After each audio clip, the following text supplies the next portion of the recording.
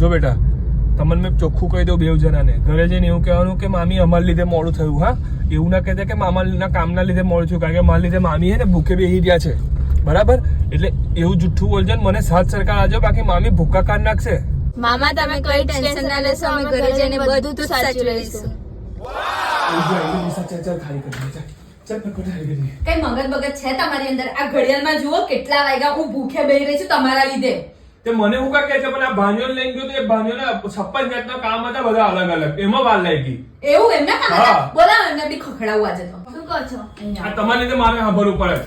શું કામ હતું તમારે? એટલા બધા લફડા બજારમાં તો મામાને એટલું બધું મોડું કરાયું. અમારે કઈ કામ જ નહોતું, કેટલા લફડા લઈને આવે છે, એમના કામમાં તો મોડું થયું. તો બહુ હોશિયાર થઈ ગયા આજકાલના, અને છોકરીઓને બી અવરું અવરું શીખવાડો છો બોલતા. હે, આ કરની મેં 12 વાગ્યાની ભૂખે બેહી રહી છું, 2:30 વાગ્યા કરની ભૂખ લાગી છે તોય ખાધું નહીં તમારા લીધે, તમારી રાહ જોઈને. અને આટલું બધું મોડું કામ કરો છો. મારી વાત સાંભળ પહેલા. આ ભાંજોને તો મેં પછી વાત લગાડીશ, પહેલા મારી ખોલીને આંખ ખોલીને કાન ખોલીને વાત સાંભળ. એમાં એવું થયું હતું કે ટ્રાફિક એટલો બધો હતો, પણ તમે કશું સમજવા માંગતા નથી. બૈરાઓની બુદ્ધિ ઘૂંટણમાં હોય, એ વાત સાચી જ છે બિલકુલ. જ્યારે અમે તમને ફોનમાં કહીએ છીએ કે આવું આવું થાય છે, ત્યારે તમે સાચું માનતા નહીં, અને જુઠ્ઠો છે મારો હસબન્ડ એવું લાગે તમારા મગજને. એટલા માટે મારે આવું ગેમ રમવી પડી. કચ કચ બા, આ માણસથી કોઈ ના જીતે બા. જુઠ્ઠા થઈ ગયા, જુઠ્ઠા થઈ ગયા.